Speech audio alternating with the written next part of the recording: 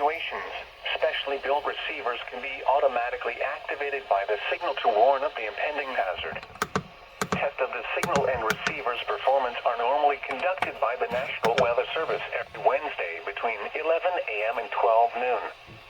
If there is a threat of, or existing severe weather in the area on Wednesday, the test will be postponed until the next available good weather day. Problems with reception of this broadcast, normally more noticeable at greater distances from the transmitter, can occur even though you are using a good quality receiver in perfect working order.